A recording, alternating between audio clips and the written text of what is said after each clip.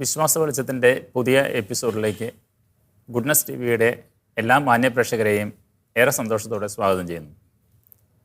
കത്തോലിക്ക വിശ്വാസ സത്യങ്ങളെ സാർവത്രിക മതബോധന ഗ്രന്ഥത്തിൻ്റെ അടിസ്ഥാനത്തിൽ ലളിതമായി പ്രേക്ഷകർക്കായി പ്രായഭേദമന്യേ മനസ്സിലാകത്തക്ക രീതിയിൽ വിശദീകരിച്ചു കൊടുക്കുന്ന ഒരു പ്രോഗ്രാമാണിത്.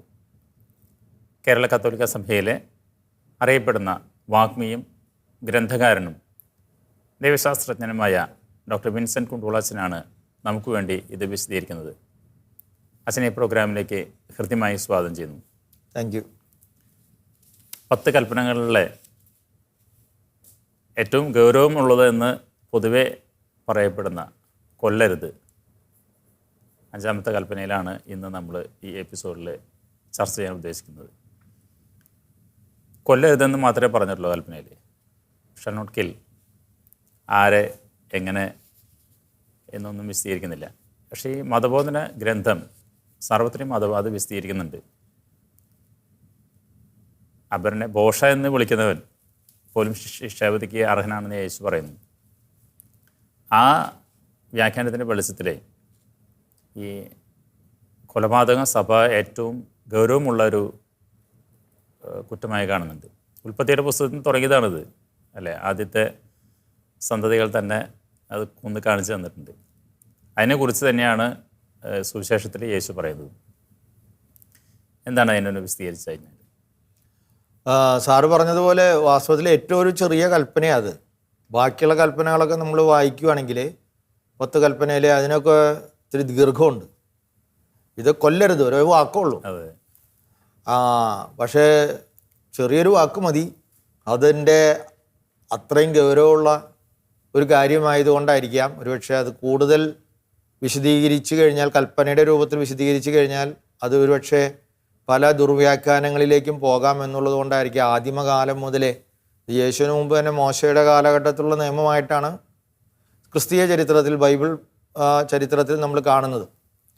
അപ്പോൾ അത് എക്സോഡസ്, അതായത് പുറപ്പാടിൻ്റെ പുസ്തകത്തിലെ 20-ാം അധ്യായത്തിലെ 13-ാം വാക്യത്തിൽ വ്യക്തമായിട്ട് നീ കൊലപാതകം ചെയ്യരുത് എന്ന് തന്നെയാണ് പറഞ്ഞിട്ടുള്ളത്. എന്നാൽ അവിടെ തന്നെ ആ പുറപ്പാടിൻ്റെ പുസ്തകം അവിടുന്ന് 2-3 അധ്യായങ്ങളൂടെ കഴിഞ്ഞിട്ട് പ്രതിപാദിപ്പിക്കപ്പെടുന്ന 23-ാം അധ്യായത്തിൽ 7-ാം വാക്യത്തിൽ ചെറിയ അതിൻ്റെ ഒരു വ്യത്യസ്തമായ ഒരു വ്യക്തത വരുത്തിയ ഒരു രൂപമുണ്ട്. അവിടെ പറയുന്നത് 23 പുറപ്പാടിൻ്റെ പുസ്തകം തന്നെ 23-ാം അധ്യായം 7-ാം വാക്യത്തിൽ പറയുന്നത് നിരപരാധികളെയും നീതിമാന്മാരെയും വധിക്കരുതെന്നാണ്. അതിൻ്റെ അർത്ഥം ഇത് എഴുതപ്പെട്ട കാലഘട്ടത്തിൽ തന്നെ നീ കൊല്ലരുത് എന്ന് പറഞ്ഞാലും ആ കൊല്ലരുത് എന്ന് പറഞ്ഞത് ആരെ എന്ന് നേരത്തെ സാറ് ചോദിക്കുകയുണ്ടായി. ആരെയൊന്നും കൊല്ലാൻ പാടില്ല എന്നുള്ളതിന് ഒരുപക്ഷെ ജനങ്ങൾ വിശദീകരണം ചോദിച്ചുകൊണ്ടായിരിക്കാം മോശയുടെ കാലഘട്ടത്തിൽ തന്നെ ഇസ്രായേൽ ജനതയിലെ ആദ്യമേ അങ്ങനെ ഒരു ചെറിയ വിശദീകരണം അന്നേ വന്നിട്ടുണ്ട്. നിരപരാധികളെയും നീതിമാന്മാരെയും വധിക്കരുത്. എന്തായാലും കർത്താവ് നേരത്തെ അങ്ങനെ സൂചിപ്പിച്ചതുപോലെ ഒരു പടി കൂടി അപ്പുറത്തേക്ക് പോവുകയാണ്. നിങ്ങൾ പഴയ നിയമത്തിൽ വായിച്ചിട്ടുണ്ടല്ലോ, കൊല്ലരുത്. എന്നാൽ ഞാൻ നിങ്ങളോട് പറയുന്നു, ഐസെയിങ്സ് ആണ്, ഞാൻ പറയുന്നു എന്ന് പറയുന്ന അങ്ങനെയുള്ള വചനങ്ങൾ കൃത്യമായി യേശു നേരിട്ട് വളരെ ഉറപ്പിച്ച് പറഞ്ഞ വചനങ്ങളായിട്ടാണ് നിയമത്തിന്റെ പൂർത്തീകരണമായിട്ട് അതിൽ പറയുകയാണ്. എന്നാൽ ഞാൻ നിങ്ങളോട് പറയുന്നു, നിങ്ങൾ സഹോദരനോട് കോപിക്കുന്നവൻ പോലും ശിക്ഷയ്ക്ക് അർഹനാകും. കാരണം കോപം ഒരു കൊലപാതകത്തിലേക്ക് നയിക്കാം എന്നുള്ളതാണ്. അപ്പോൾ അത്രയും ഗൗരവമാണ്. സഹോദരനെ എന്തെങ്കിലും ആ ജീവനെ എന്തെങ്കിലും അപകടം വരുത്തുന്നത്, അതായത് സഹോദരൻ്റെ ഒരു മൂല്യമാണ്, ദൈവത്തിൻ്റെ മുന്നിലുള്ള മൂല്യമാണ് വാസ്തവത്തിൽ ഈ കൽപ്പന ഏറ്റവും ഭാവാത്മകമായിട്ട് പറയുന്നത് ഒരു നിഷേധാത്മകമായ രീതിയിലാണെങ്കിലും, കൊല്ലരുത് എന്നാണ് പറയുന്നതെങ്കിലും വാസ്തവത്തിൽ അവിടെ പറയുന്നത് പോസിറ്റീവ് ഡയമെൻഷൻ കൂടുതലാണ്. നീ ജീവനെ ബഹുമാനിക്കണം എന്നാണ് അവിടെ പറയുന്നത്. ഞാൻ ഒരച്ഛനെ ഓർക്കുന്നു. ആ അച്ഛൻ കുമ്പസാരിപ്പിക്കുന്ന ഒരച്ഛൻ, ഈ ഒരു CMI ഫാദറാണ്, പുല്ലേപ്പള്ളി എന്ന് പറയും, ആലുവ ആശ്രമത്തിലുണ്ട്. അദ്ദേഹം ഈ 10 കൽപ്പനകളൊക്കെ കൊടുക്കുമ്പോൾ ക്രിസ്ത്യാനികൾക്ക് അതിൻ്റെ കൂടെ അദ്ദേഹം വേറൊരു ചെറിയ ഒരെണ്ണം കൂടി എഴുതി വെച്ചിട്ടുണ്ട്, ഒരു നോട്ട്. ആ നോട്ട് എങ്ങനെയാണെന്ന് വെച്ചാൽ ഈ കൽപ്പന ആദ്യം കൊടുത്തിട്ടുണ്ട് 10 എണ്ണം. അത് നിഷേധാത്മകമായ രീതിയിൽ ബൈബിളിലുള്ളത് പോലെ. അത് കഴിഞ്ഞിട്ട് അതിനെ ഭാവാത്മകമായ രീതിയിൽ, ക്രിയാത്മകമായ രീതിയിൽ എഴുതിയിട്ടുണ്ട്. നീ കൊല്ലരുത് എന്നുള്ളിടത്ത് അച്ഛൻ ഒരു അഡീഷണൽ എക്സ്പ്ലനേഷൻ എഴുതിയിരിക്കുകയാണ്. അതായത് നീ എല്ലാവരുടെയും ജീവനെ, നിന്റെ തന്നെ ജീവനെയും മറ്റുള്ളവരുടെയും ജീവനെയും പരിരക്ഷിക്കുക, വളർത്താൻ ശ്രമിക്കുക. അപ്പം അതൊരു നല്ലൊരു കാഴ്ചപ്പാട്. സാധാരണക്കാരനായ ഒരു വൈദികനാണ് അദ്ദേഹം. പക്ഷേ അദ്ദേഹത്തിനെ പോലും ഈ കൽപ്പനയുടെ യഥാർത്ഥമായ അർത്ഥം വാസ്തവത്തിൽ ആളുകളെ കൊല്ലരുത് എന്നുള്ളതല്ല, എല്ലാവരുടെയും ജീവനെ രക്ഷിക്കുക എന്നാണെന്നുള്ളൊരു അർത്ഥത്തിലേക്ക് അദ്ദേഹം അതിനെ വളർത്തിയിട്ടുണ്ട് എന്ന് ഞാൻ പറയുകയാണ്. അപ്പോൾ എന്തുകൊണ്ടാണ് അങ്ങനെ ഇത്രയും ഗൗരവം ഇത് കൊടുക്കാൻ കാരണം എന്ന് വെച്ച് കഴിഞ്ഞാൽ, ക്രൈസ്തവ കാഴ്ചപ്പാടിൽ, ക്രിസ്തീയ വിശ്വാസത്തിൻ്റെ സുവിശേഷത്തിൻ്റെ കാഴ്ചപ്പാടിൽ മനുഷ്യജീവൻ പാവനമാണ്, പരിശുദ്ധമാണ്. അത് ദൈവത്തിൻ്റെ ഒരു സൃഷ്ടിയാണ് മനുഷ്യജീവൻ. ദൈവത്തിൻ്റെ ദാനമാണ്. ദൈവത്തിൻ്റെ ദാനമാണ്. ദൈവം മാത്രമാണ് ജീവൻ്റെ ഉടമസ്ഥൻ. അപ്പോൾ അത് എന്തുകൊണ്ട് മനുഷ്യന് ഇത്ര പ്രാധാന്യം വന്നു? മനുഷ്യനെ സൃഷ്ടിച്ചപ്പോൾ നമ്മുടെ തിരുവചനങ്ങളിൽ പറയുന്നത് അവൻ അവൻ്റെ സ്വന്തം ഛായയിലും സാദൃശ്യത്തിലും സൃഷ്ടിച്ചു എന്നാണ്. എന്ന് പറഞ്ഞാൽ എന്നെ സംബന്ധിച്ചിടത്തോളം ഒരപരൻ, വേറൊരാൾ, ഞാൻ ഏത് ഛായയിൽ സൃഷ്ടിക്കപ്പെട്ടുവോ അതേ ഏത് രൂപത്തിലാണ് സൃഷ്ടിക്കപ്പെട്ടത് അതേ രൂപത്തിൽ സൃഷ്ടിക്കപ്പെട്ട ഒരു മനുഷ്യനാണ് അദ്ദേഹവും. രണ്ടുപേരും ദൈവത്തിൻ്റെ സൃഷ്ടികളാണ്. അപ്പോൾ നമ്മൾ ഏകോദര സഹോദരങ്ങളാണ്. അവിടെ വർണ്ണമോ ഭാഷയോ ദേശമോ ഒന്നും അതിനെ ഒരു മാറ്റവും വരുത്താനായിട്ട് പാടില്ല. അപ്പോൾ അതുകൊണ്ടാണ് സഭ ഇത്രമാത്രം അതിനെ ഗൗരവമായിട്ട് കാണുന്നത്. കാരണം ഞാനൊരു ജീവനോട് ചെയ്യുന്ന ഒരു തെറ്റ് ദൈവത്തോട് ചെയ്യുന്ന തെറ്റാണ്, തെറ്റായി കണക്കാക്കപ്പെടും. കാരണം നീ ഒരു ജീവനെ കൊല്ലുമ്പോൾ നീ ദൈവത്തെ കൊല്ലുന്നത് പോലെയാണ് അത് വരുന്നത്. കാരണം ദൈവത്തിൻ്റെ ഛായയും സാദൃശ്യമുള്ള ഒരു മനുഷ്യനെയാണ് നമ്മൾ അപമര്യാദയായിട്ട് അവനോട് പെരുമാറുന്നത്. വാസ്തവത്തിൽ വളരെ നല്ല ഒരു സാമൂഹ്യ വ്യവസ്ഥിതിക്ക് സഹായിക്കാവുന്ന രീതിയിലുള്ള ഒരു മനുഷ്യ ദർശനമാണ് ക്രിസ്തു അവിടെ പറഞ്ഞിട്ടുള്ളത്. അപ്പോൾ ദൈവത്തിൻ്റെ ഛായ സൃഷ്ടിക്കപ്പെട്ടവൻ എന്തെങ്കിലും ഒരു പ്രശ്നം ചെയ്താൽ അത് ദൈവത്തെ നിരസിക്കുന്നതിനും കൊല്ലുന്നതിനും തന്നെ തുല്യമായിട്ട് കണക്കാക്കുമെന്നുള്ളത് കൊണ്ടാണ് പിന്നീട് കർത്താവിൻ്റെ നമ്മുടെ സുവിശേഷത്തിൽ ഈ മത്തായിയുടെ സുവിശേഷം 5-ാം അധ്യായം 21-22 നമ്മൾ നേരത്തെ പറഞ്ഞ ആ സഹോദരനോട് നീ കോപിക്കുകയാണെങ്കിൽ പോലും നീ അതിനെ ശിക്ഷയ്ക്ക് അർഹനാകും എന്നുള്ളത്. അതുകൊണ്ട് തന്നെ നമ്മൾ കാണുന്നുണ്ട്, കർത്താവിനെ പിടിച്ചു കെട്ടാൻ വന്ന ജനം വന്നപ്പോൾ ആ അവസരത്തിൽ നമ്മൾ കാണുന്ന പത്രോസിൻ്റെ കയ്യിൽ വാളുണ്ടായിരുന്നു. അത് എനിക്ക് ഭയങ്കര അതിശയമായിട്ട് തോന്നിയിട്ടുണ്ട്. നമ്മൾ അതിൻ്റെ എക്സജൈസിസിലേക്ക് പോകുമ്പോൾ മനസ്സിലാവുന്നത്, പത്രോസിനെ ഇങ്ങനെ കർത്താവ് ഇടയ്ക്കിടയ്ക്ക് പറയുന്നുണ്ടല്ലോ, എന്നെ അവർ പിടിക്കും, ഞാൻ എങ്ങനെ സഹിക്കാൻ പോവാണ്. എനിക്ക് തോന്നുന്നു പത്രോസ് ആ അവസരത്തിൽ ഒരു പ്രിക്കോഷൻ എടുത്തിട്ടുണ്ടായിരുന്നു. കാരണം പത്രോസ് ഇപ്പം എല്ലാവരുടെ മുന്നിൽ വെച്ച് പറഞ്ഞിട്ടുണ്ട്, എന്തെന്ന്, ആരൊക്കെ പോയാലും ഞാൻ പോവില്ല, ഞാൻ കർത്താവിനെ രക്ഷിക്കുന്നതാണ് പറഞ്ഞിട്ടുള്ളത്.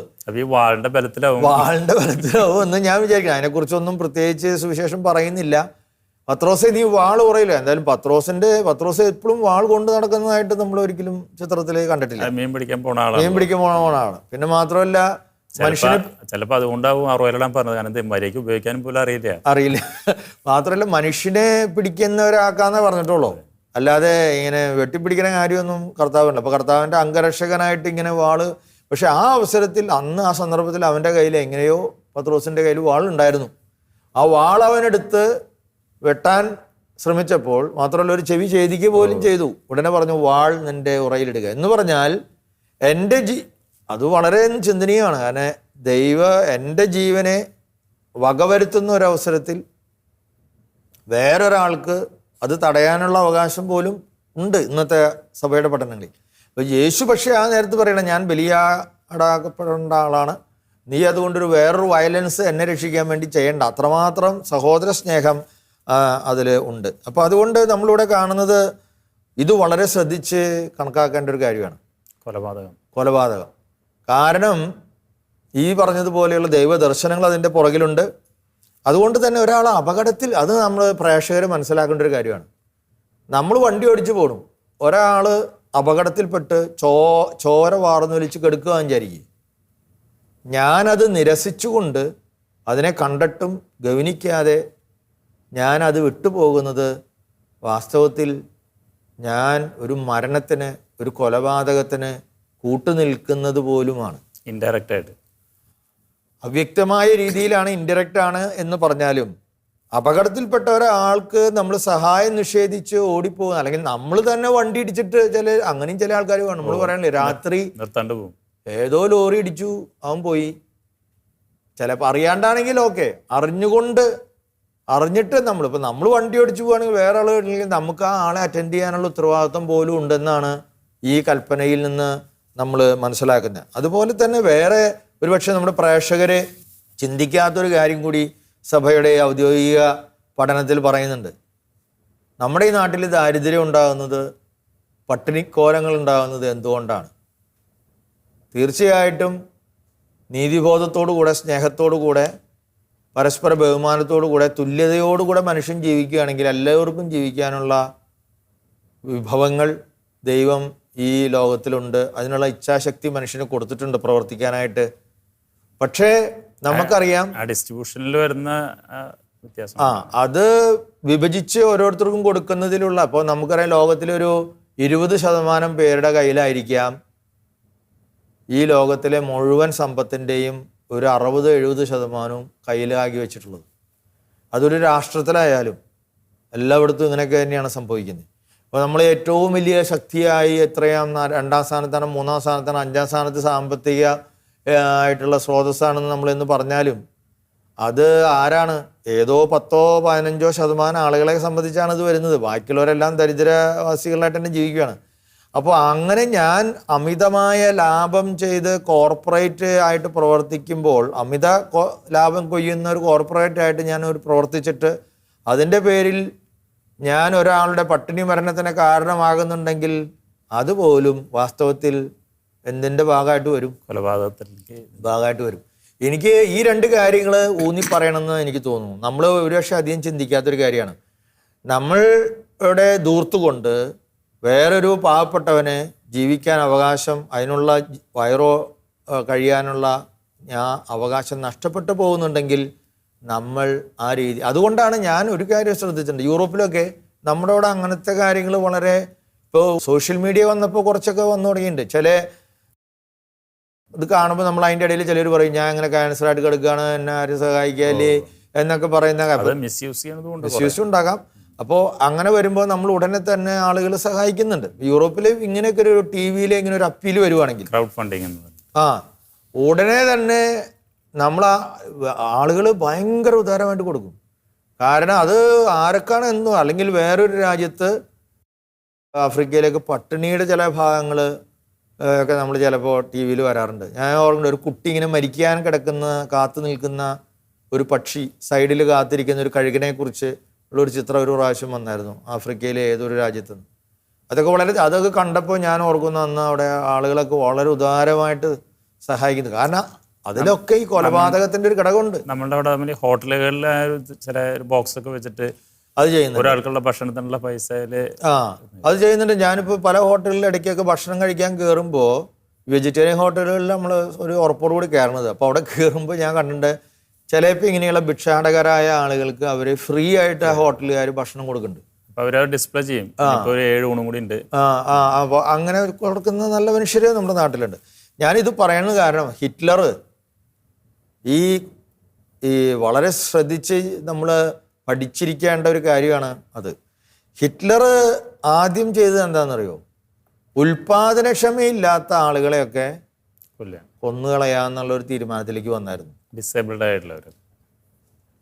നമ്മൾ ചെറുപ്പത്തിൽ ചിലപ്പോൾ ചെറുപ്പക്കാരൊക്കെ ചിലപ്പോൾ എന്തിനാ അവരേനൊക്കെ ജീവിച്ചിരിക്കണേ, ഈ നമ്മുടെ നാട് നന്നാവണമെങ്കിൽ ഈ വയസ്സായ ആൾക്കാരെ കൊണ്ട് കൊന്നുകളഞ്ഞാൽ പോലെ എന്ന് ചിന്തിക്കുന്ന ഒരു കുട്ടിത്വം അല്ലേ, ബോധം ഉറപ്പിക്കുക.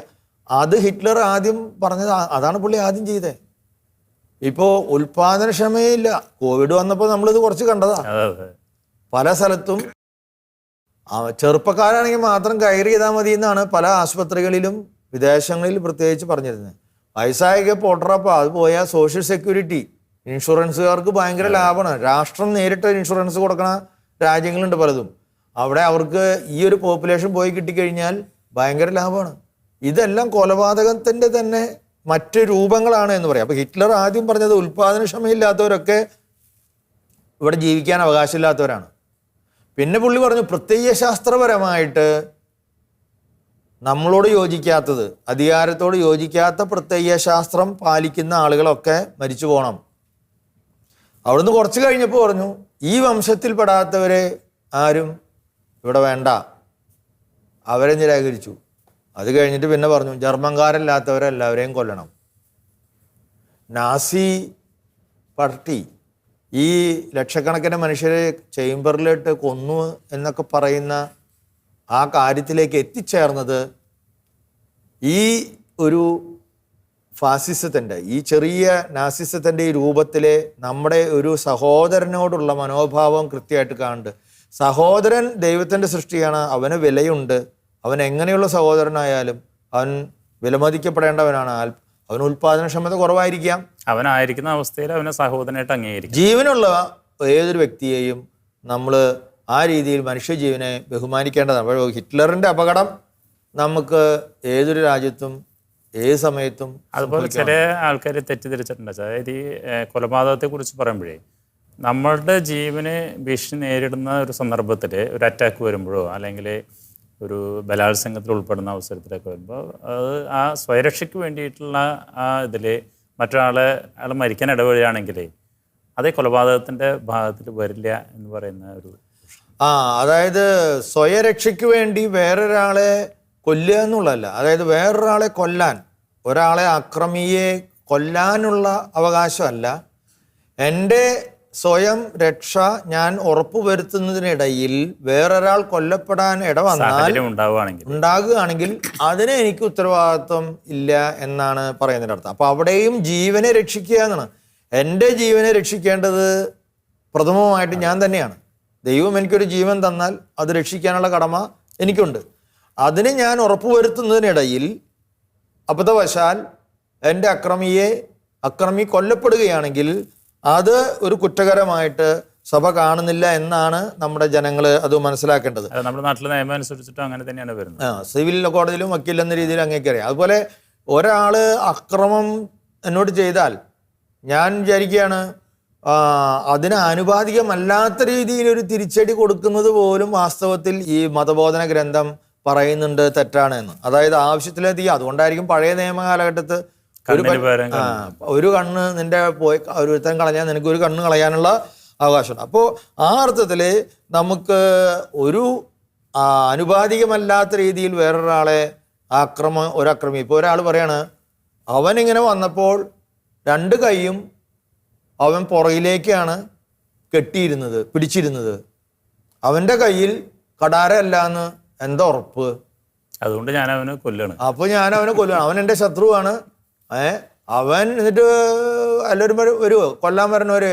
എൻ്റെ കയ്യിൽ കടാരയുണ്ട്, നോക്കിക്കടാ, നിൻ്റെ വയറ് കാണിക്കുന്നുണ്ട്, ആരും വരൂല, ഞാൻ എൻ്റെ ബാഗിൽ പിടിച്ചു വെച്ചിരിക്കുകയാണ്. അപ്പം ഞാനത് മനസ്സിലാക്കേണ്ടതിൻ്റെ ഉത്തരവാദിത്തമല്ലേ എന്ന് വിചാരിച്ചിട്ട് ഞാൻ അവനെ കണ്ട് തട്ടി ആദ്യമേ എന്ന് പറയണതിൽ യാതൊരു ന്യായവുമില്ല. കാരണം അത് കൊലപാതകം തന്നെയാണ്. അപ്പോൾ അതുപോലെ തന്നെ വേറൊരു കാര്യത്തിൽ നമ്മൾ പറയേണ്ടത് നമ്മുടെ പ്രേക്ഷകരോട്, മറ്റൊരാളെ രക്ഷിക്കാനായിട്ട് നമ്മൾ ശ്രമിക്കുന്നതിൻ്റെ ഇടയിൽ ഇങ്ങനൊരു വേറൊരാൾ മരിക്കാനിട വന്നാലും അതിനും നമുക്ക് ഉത്തരവാദിത്വമില്ല. സെൽഫ് ഡിഫെൻസിന്റെ ഭാഗത്തിലായിട്ട് ഞാൻ എൻ്റെ ജീവനെ രക്ഷിക്കുന്നത് പോലെ വേറൊരാളെ രക്ഷിക്കാൻ ചിലപ്പോൾ നമ്മൾ പലപ്പോഴും കാണാറുണ്ട്, ഒരാൾ വേറൊരാളെ കൊലപ്പെടുത്താൻ പോകുമ്പോൾ ഒരാൾ ചിലപ്പോൾ ഇയാളെ രക്ഷിക്കാൻ ചെല്ലണു, അതിൻ്റെ ഇടയിൽ ചിലപ്പോൾ ഇയാളുടെ രക്ഷ മറ്റൊരാളെ അപകടത്തിലാക്കുന്നു സ്വന്തം. കാരണം ആ നേരത്ത് ഇയാൾ ഡിഫെൻസിന് വേണ്ടി പ്രവർത്തിക്കുകയും ആ ആൾ ചിലപ്പോൾ അതിന്മേൽ കൊല്ലപ്പെടുവാനൊക്കെ ഇടവന്നിട്ടുണ്ട്. അപ്പോൾ ഈ കാര്യം വളരെ കൃത്യമായിട്ട് നമ്മൾ പ്രേക്ഷകരോട് ബോധ്യപ്പെടുത്തേണ്ട കാര്യമാണ്. ആരെയും എൻ്റെ സ്വരക്ഷയ്ക്ക് കൊലപാതകം ചെയ്യാമെന്നല്ല പറയുന്നത്. അതിൻ്റെ അർത്ഥം മറ്റുള്ളവരെ കൊലപാതകം ചെയ്യുക എന്നുള്ളൊരു ലക്ഷ്യത്തോടു കൂടിയുള്ള ഒരു പ്രവർത്തനവും സഭ അല്ലെങ്കിൽ അംഗീകരിച്ചിട്ടില്ല. എൻ്റെ ജീവൻ രക്ഷിക്കുന്നതിനിടയിൽ സംഭവിച്ചു പോകുന്ന ചില കാര്യങ്ങൾക്ക് ഞാൻ ഉത്തരവാദിത്തമല്ല എന്ന് മാത്രമേ അതിനർത്ഥമുള്ളൂ. അതുപോലെ തന്നെ ഇതിനോട് ചേർന്ന് പോകുന്നതാണ് വധശിക്ഷ. ഈ ക്യാപിറ്റൽ പണിഷ്മെൻറ്റിൽ വരുന്ന വധശിക്ഷ, അതിനോടുള്ള സഭയുടെ നിലപാട്. ക്യാപിറ്റൽ പണിഷ്മെന്റ് ഇപ്പോൾ ഈ അടുത്ത ദിവസങ്ങളിലൊക്കെ നമ്മൾ പലരും കണ്ടു. ചെറിയ ചില കേസുകളിലൊക്കെ വലിയൊരു നമ്പറുകൾ ആളുകളെ വധശിക്ഷയ്ക്ക് വിധിക്കുന്നതായിട്ടൊക്കെ നമ്മൾ കണ്ടു. ഇപ്പോൾ ഈ രാഷ്ട്രത്തിനും നേരത്തെ നമ്മൾ പറഞ്ഞതുപോലെ വലിയ രാഷ്ട്രം എന്ന് പറയുന്ന വലിയൊരു കുടുംബത്തിന് നിയമങ്ങൾ ഉണ്ടാക്കാൻ അധികാരമുണ്ട്. അത് പൊതുക്രമത്തിന് സമാധാനത്തിന് ആവശ്യമായ നിയമങ്ങൾ ഇവിടെയുണ്ട്. അപ്പോൾ ആ നിയമങ്ങളുടെ വ്യവസ്ഥ അനുസരിച്ച് മാത്രമാണ് വധശിക്ഷ അനുവദിക്കാനായിട്ട് സഭ പറയുന്നുള്ളൂ. പക്ഷെ വധശിക്ഷ എന്ന് പറയുന്നത് ഒരു പൊതുക്രമം സാധ്യമാകാൻ വേണ്ടി ഈസി ആയിട്ട് എളുപ്പമായിട്ട് ഉപയോഗിക്കേണ്ട ഒരു കാര്യമല്ല, അവസാന മാർഗം മാത്രമാണ്. അതായത് ഇവിടെയുള്ള ജനതയ്ക്ക് ജീവൻ നിലനിർത്താൻ ഇദ്ദേഹത്തിൻ്റെ ഭീഷണിയാണ്, ഇദ്ദേഹത്തിൻ്റെ അസ്തിത്വം ഏറ്റവും ഭീഷണിയാണ്. അത് തടയാൻ വേറെ ഒരു മാർഗവും ഇല്ല എന്ന് വന്നു കഴിഞ്ഞാൽ മാത്രമാണ് അദ്ദേഹത്തെ വധശിക്ഷ നൽകാനായിട്ട് ഈ കോടതികൾ. ഇപ്പം നമ്മളതിന് മനോഹരമായ ഡോക്യുമെൻ്റ് ഉണ്ട് കേട്ടോ. 1995 വോൺഷീലിയും വീത്തെ എന്ന് പറയുന്ന ഒരു ഡോക്യുമെൻ്റ്, അതിന് മുമ്പുള്ള ഡോക്യുമെൻറ്റുകളും ഉണ്ട്. അപ്പോൾ ഈ ദോനും വീത്തെ എന്ന് പറഞ്ഞൊരു ഡോക്യുമെൻ്റ് 1957 വന്നിട്ടുണ്ട്. അവിടെയാണ് നിരപരാധിയെ നശിപ്പിക്കരുത് എന്നൊക്കെ പറയുന്ന പണ്ടത്തെ ഡോക്യുമെൻ്റ്. വോൺഷീലിയും വീത്തെ എന്ന് പറയുന്ന ആ ഡോക്യുമെൻറ്റിൽ 95 വന്ന ഡോക്യുമെൻറ്റിൽ പറയുന്നുണ്ട്, ഏറ്റവും ലാസ്റ്റ് റിസോർട്ടായിട്ട് മാത്രമാണ് രക്തരഹിതമായ മാർഗങ്ങളിലൂടെ നമുക്ക് ഒരാളെ രക്ഷിക്കാൻ സാധിക്കുമെങ്കിൽ പിന്നെ ഒരിക്കലും നമ്മൾ ഈ ഒരു വധശിക്ഷയിലേക്ക് പോകരുത് എന്നാണ് പറയുന്നത്. ഇപ്പോൾ ഓർമ്മ വരുന്നത് നമ്മുടെ നാട്ടിൽ പണ്ടൊരു റിപ്പർ ചന്ദ്രൻ എന്ന് പറഞ്ഞിട്ട് ക്യാരക്ടർ ഉണ്ടായിരുന്നു. ചുറ്റി എടുത്ത് പോയിട്ട് രാത്രി ഉറങ്ങിക്കിടക്കുന്ന ഫുട്പാത്തിലൊക്കെ തല ചുറ്റി കൊണ്ട് അടിച്ച് കൊല്ലുക. ആൾക്കതൊരു രസമായിരുന്നു. അല്ല, അങ്ങനത്തെ ആൾക്കാരൊക്കെയാണ് സമൂഹത്തിൽ ഭീഷണിയായിട്ട്. അങ്ങനെയൊക്കെ അത് അതിൻ്റെ നിയമം അനുസരിച്ച് കൃത്യമായ ഇത് പഠിച്ച് അതിന് വേണ്ടപ്പെട്ടവരെ തീരുമാനങ്ങൾ എടുത്താൽ മാത്രമാണ് നമുക്കത് സ്വന്തം ഇഷ്ടത്തിനനുസരിച്ച് കൈകാര്യം ചെയ്യേണ്ട ഒരു കാര്യമല്ല വധശിക്ഷ. കൽപ്പനകളിലെ 5ാമത്തെ കൽപ്പന കൊല്ലരുത് എന്നുള്ളതിനെ കുറിച്ചിട്ടുള്ള വിശദമായ ചർച്ച നമുക്ക് ഈ എപ്പിസോഡ് ഇവിടെ അവസാനിപ്പിക്കാം.